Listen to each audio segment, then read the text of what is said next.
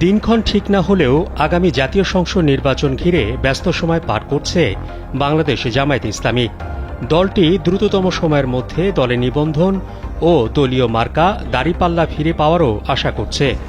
নির্বাচন সামনে রেখে নিজেদের সাংগঠনিক অবস্থান শক্তিশালী করা সহ নানামুখী কর্মকাণ্ড পরিচালনা করছে দলটি।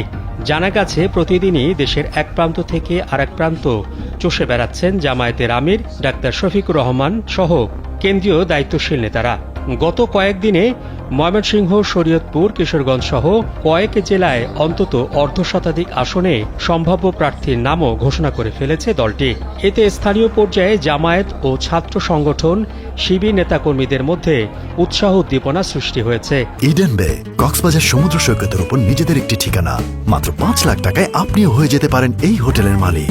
সোশ্যাল মিডিয়ায় তারা প্রার্থীদের ছবি দিয়ে প্রচারণা শুরু করেছেন।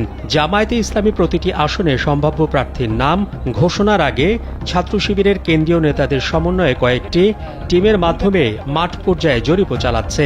জামায়াতের বিভিন্ন পর্যায়ে দায়িত্বশীল কর্মকর্তারা কালবেলাকে বিষয়টি নিশ্চিত করেছেন।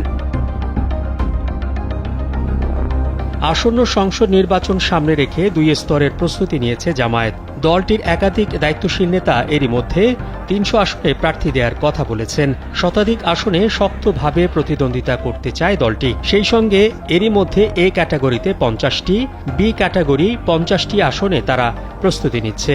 এ ক্যাটাগরির কোনো আসন দলটি ছাড় দিতে রাজি হবে না। আসন্ন জাতীয় নির্বাচন অবাধ ও সুষ্ঠু করতে বিএনপির মতো জামায়াত ইসলামীও তত্ত্বাবধায়ক সরকার চায় বলে কেন্দ্রীয় নেতারা আভাস দিয়েছেন। খোঁজ নিয়ে জানা যায় ১৯৮৬ সালে জামায়াত ইসলামী ৭৬টি আসনে প্রার্থী দিলেও ১০টি আসনে জয়ী হয়।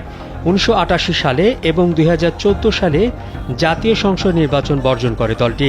১৯৯১ সালে ২২২টি আসনে প্রার্থী দিলেও ১৮টি আসনে জয়ী হয়। ১৯৯৬ সালে ৩টি আসনে জয়ী হন তারা। ২০০১ সালে ১৭টি আসনে জয় ও ৪টি সংরক্ষিত নারী আসন পায় দলটি। ২০০৮ সালে জামায়াত ২টি আসনে জয়ী হয়। তবে ২০১৮ সালের ৩০ ডিসেম্বরে বিএনপির ধানের শীষ প্রতীকে ২২টি আসনে প্রতিদ্বন্দ্বিতা করেছিল জামায়াত। নির্বাচন কমিশনে জামায়াত এখনও নিবন্ধন ফিরে পায়নি। তাদের প্রতীক দাঁড়িপাল্লা নিয়ে রয়েছে অনিশ্চয়তা। এ বিষয়ে জামায়াতপন্থী আইনজীবীরা জানান, তাদের নিবন্ধনের বিষয়ে এ সপ্তাহে শুনানি হতে পারে। বাংলাদেশ জামায়াত ইসলামীর কেন্দ্রীয় সেক্রেটারি জেনারেল অধ্যাপক মিয়া গোলাম পরোয়ার বলেন, আমরা সব আসনে নির্বাচনের জন্য প্রস্তুতি নিচ্ছি। তবে ইসলামী দলগুলোর মধ্যে জোট হলে আসনে ছাড় দেওয়া হবে। মোহাম্মদ শাহাবুদ্দিন মাহতাব, কালবেলা।